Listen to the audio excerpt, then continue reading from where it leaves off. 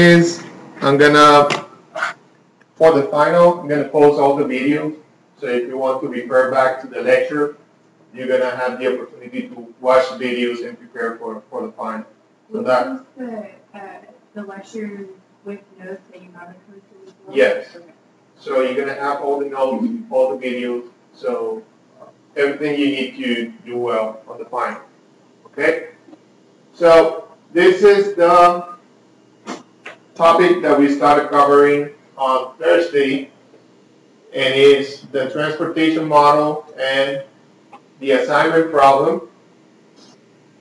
And basically we went through most of the material. We discussed this problem in where you had 3 plants that were supplying energy to 4 cities, and you needed to find the best way to distribute this energy for these cities by minimizing the cost of producing and sending that energy to each of the cities.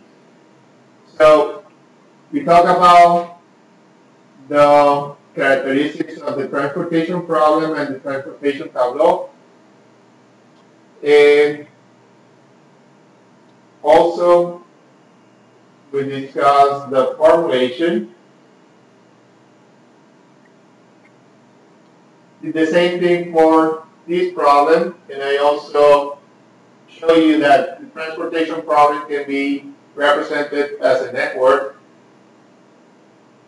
In this particular problem, let me go back a little bit. We were looking at the MP Auto that has 3 plants in Los Angeles, Detroit, and New Orleans, and their capacities of the plants were 1,000, 1,500, and 1,200 cars. And you had 2 demands at 2 different distribution centers for the same period. There were 2,300 and 1,400 cars. And you had 2 different tables that presented the information that you need in order to decide how to send these cars to the distribution centers. One of them is the mileage, and the second table presented the cost. And also we basically discussed that the cost is related to the amount or the number of miles that you need to travel in order to distribute these cars. So for those cities that you needed to travel more, like this one from Los Angeles to Miami, you'll notice that the cost was high. And for those cities that the distance were short, for example from New Orleans to Miami, the cost was really low. The formulation is here. We were minimizing the cost of sending those cars from one plant to one distribution center. So this means that you go from the first plant to the first distribution center and so on. So each distance is represented by the cost to travel that particular distance. And the decision variable is basically saying how many units you're going to send from this plant to this distribution center. And we had one group of constraints for the basically the supplier, and one group of constraints for the distribution centers. The supply for the first plant is Los Angeles, it was 1,000, and the supply for the second plant was Detroit, was 1,500. And New Orleans has a demand of 1,200. Denver had a demand of 2,300, and Miami had a demand of 1,400. So we discussed how to formulate these equations, these constraints, and I asked you to solve this problem using Excel or a bonus for the second exam. And I also asked you to upload that solution to Tracks by Friday. And I checked this morning, and there were no one interested in getting that extra bonus point.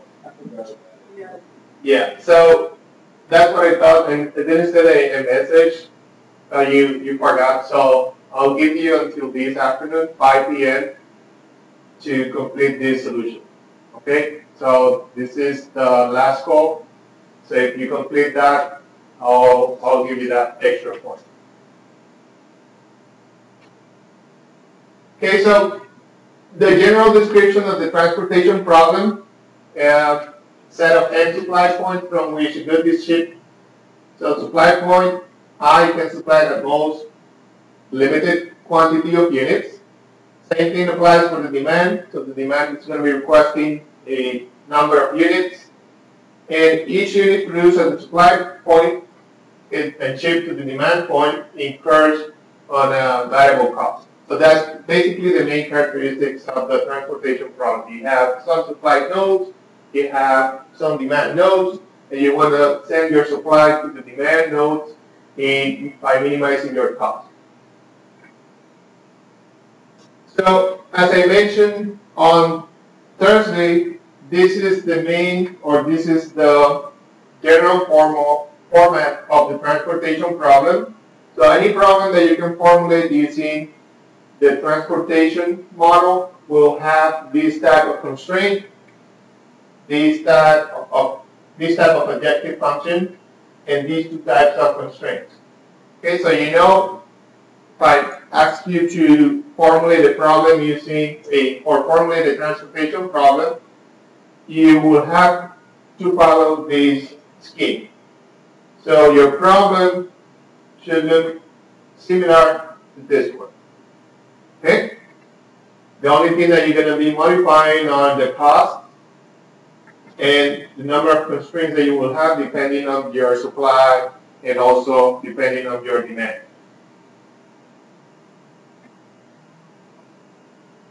And I think this was the last thing we did on Thursday. I showed you that by understanding these type of problems, solution methods for these problems, these are always good tools to have for companies that looks at logistics most of the time, such as H-E-B, Walmart, UPS, Amazon.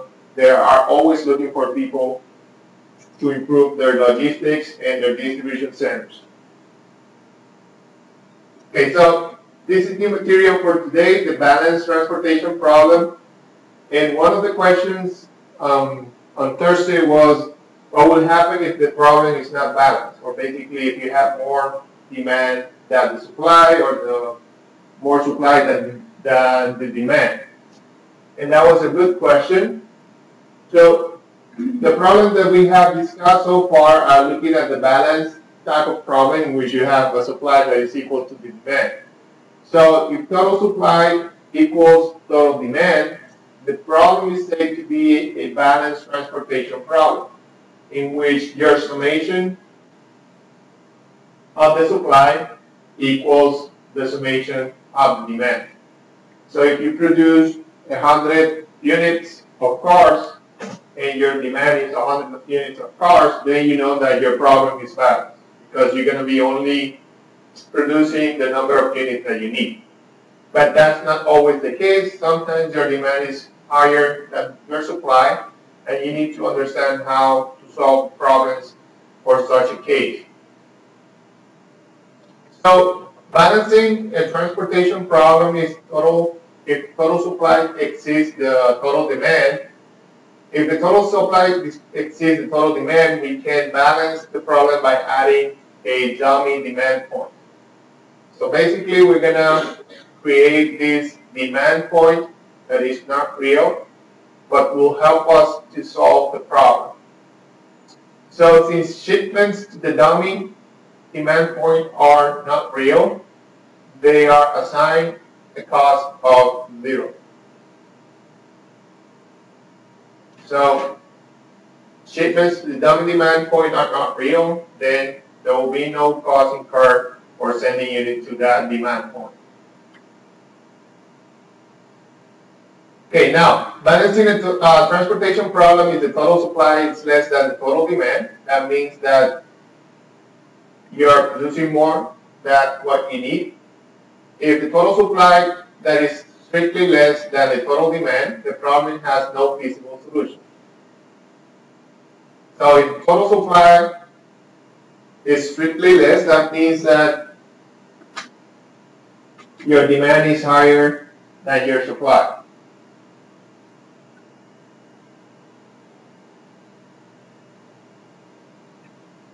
So in such a case, the problem will have no feasible solution because you will not be able to satisfy the demand with the supply that you have.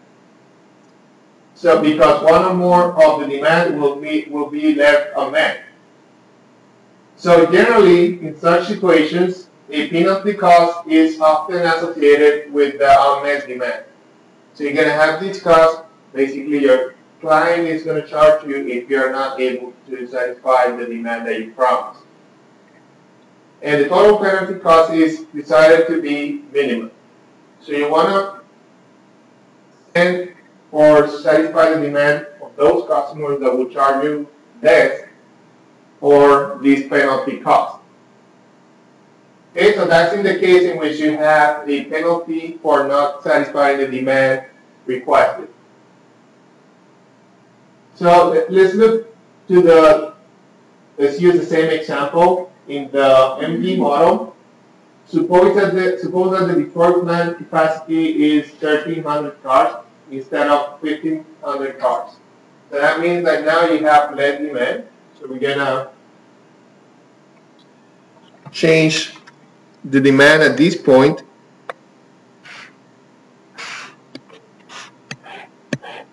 And now is 1,200. The total supply now is 35. I'm sorry, this should be 1,300. So the total demand, if you add these through 3 demand or supply points, this add to 3,500.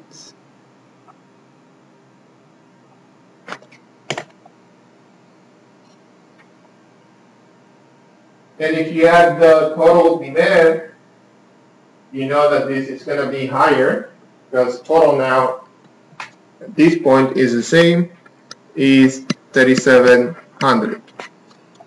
So with the current supply that you have, you will not be able to satisfy the demand at these 2 distribution centers. Meaning that part of the demand at Denver and Miami will not be satisfied. So one of these 2 will have a demand unmet.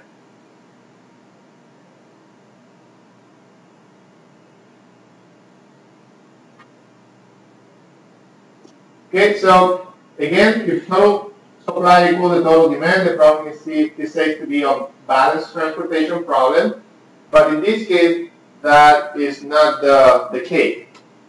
So because the demand exceeds the supply, a dummy source or plant with a capacity of 200 cars is added to balance the transportation model. So we're going to add this dummy supply node to balance the transportation problem.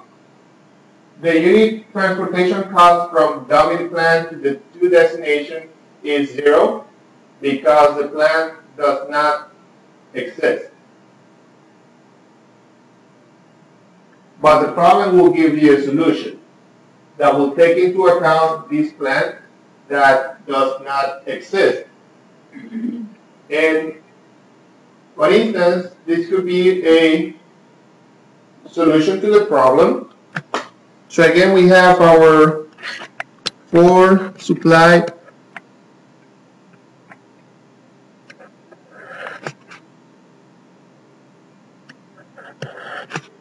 nodes, and our 4th supply node now is the dummy plant. So originally we had 3, now we have 4, and we have our 2 customers or distribution centers, Denver and Miami. This number at the top represents the cost of sending a unit from one supply node to a demand node. So the cost to send from Los Angeles to Denver is $80, for instance. And from Detroit to Denver is $100. Now, if you look at these numbers at the bottom, those are the number of units that you're going to see shipped based on your solution. So the solution is saying you have a total supply of 1,000 from Los Angeles to any of these two cities. So the solution is telling you that you're going to use that 1,000 and you're going to send all your units to Denver. Same thing here from Detroit to Denver is 1,300 that you have available and you're sending all of them to Denver. The plant in New Orleans is sending all its capacity to Miami. And finally, you see this number 200 here for the dummy plant. That means that these 200 is the demand that you are not able to satisfy. So what the solution is telling you is Miami is going to be short by 200 units. Now, if you look at the solution, you notice that from table, the units are sent on those boxes where the cost is small. So for instance, from Los Angeles to Denver, the cost is 80, Detroit 100, and New Orleans is 68. For those costs or for those links where the cost was higher, there's no units assigned. Same thing applies to this node. Since the cost is 0, then it's cheaper for you to have those 200 units not satisfied in Miami. Now, the solution shows that the dummy plant ships 200 cars to Miami, which means that Miami will be 200 cars short. Based on this problem and the explanation, can you modify the model to make sure that a specific destination does not experience a shortage? Like, for instance, if you don't want Miami to have 200 units short, what would you do to the problem? And this is related to what I mentioned about the penalty cost. So right now, there's no penalty cost. This is basically telling you 0 is your penalty cost. So if you want to make, for instance, this link, if you want to make Miami, or if you don't want Miami to have 200 units short, you can increase this cost from 0 to, let's say,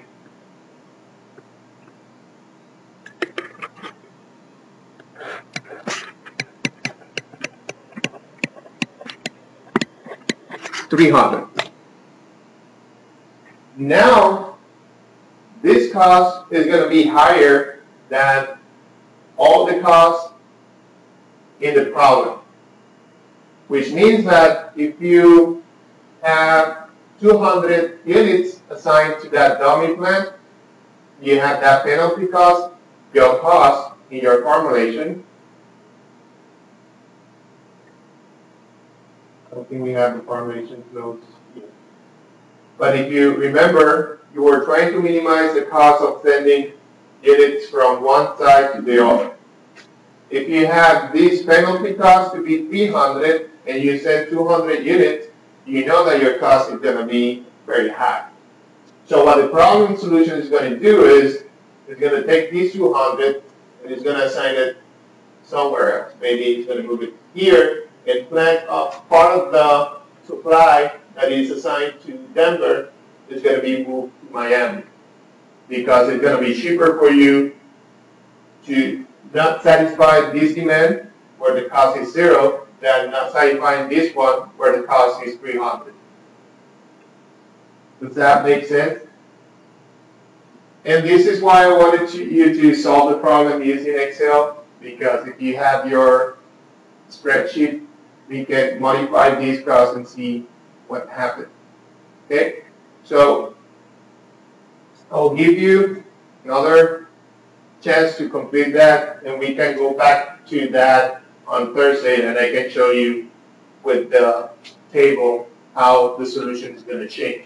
Or you can do it, or you can try it yourself. If you unbalance the demand and you have that additional node, if you change the cost, you'll see that the solution is going to be changing because you want to minimize your cost. So the strategy you're going to find out, or the solution that you're going to get from your problem, is the one that minimizes your cost. And obviously, if you have a penalty cost that is higher than the other cost, that will avoid, or the solution is going to avoid this link, and it's going to try to use part of the solution or the supply from this node to satisfy this demand, and maybe move part of the unmet demand to this Denver link. Any questions? Okay, so the answer for this question again, if you want to avoid having 200 units of unmet demand for Miami, you can increase this cost, which right now is 0, to a large number. That will tell the model that now you have a penalty cost. And if you want to avoid that penalty cost, then you need to satisfy the total demand, which is 1,400 for Miami. If you don't satisfy that demand, you know that every unit that you are not able to supply to Miami is going to be penalized this cost. If you supply all the demand to Miami, then you will not have these penalty costs. Okay? So that's for the case in which you have a larger demand than the supply. Okay, so that basically concludes our discussion for the transportation problem and model. Now we're going to transition to the assignment model, which is a modification of the transportation problem. And you will see what's the main difference. It's a very small difference between the two. So the classical assignment model deals with matching workers with different skills to jobs. So this problem is very used, for example, if you are doing scheduling. The assignment problem will help you assign those workers to a specific task. The goal is to determine the minimum cost assignment of workers to jobs.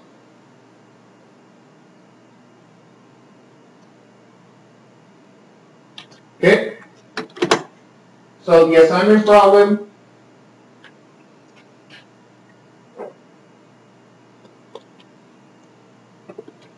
these two problems are very well known in industry and in research. So you go outside and you're working, let's say, for our team, operation research team. This is, I would say, most of the well-known problems are the transportation problem, the assignment problem, and because they can vary, and you can use them for a lot of applications. So basically, the general description of the assignment problem, the general assignment model has n workers and n jobs, and the element Cij represents the cost of assigning a worker I to job I. So you have a set of workers, and say you have 10 workers and 10 jobs, 10 different jobs. Then you want to find the best way to send or to use these workers to complete a specific job. For instance, let's say this is a doctor and this is a nurse, and you have 10 jobs, say different type of patients.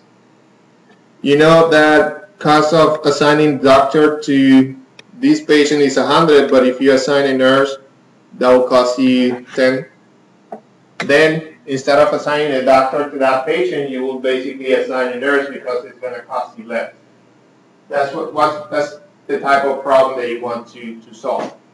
Or you want to basically save this resource that is more expensive to serve those cases in which you cannot assign a nurse, for instance.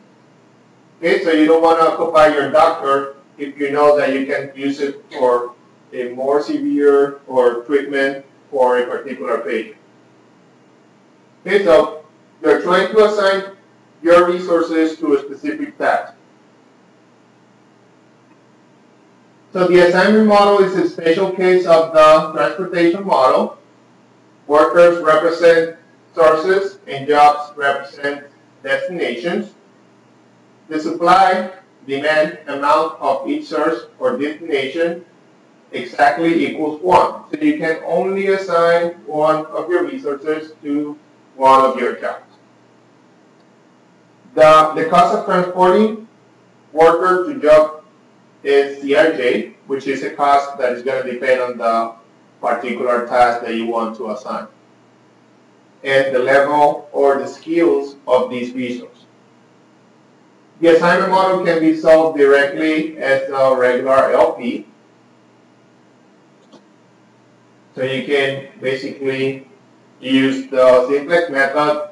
If you have only 2 variables, you can use the graphical method, or you can use your Excel solver to find a solution easily for this problem. Okay, so this basically concludes the discussion on the transportation and the assignment model. Any questions about this topic? The type of problem that you will expect from this material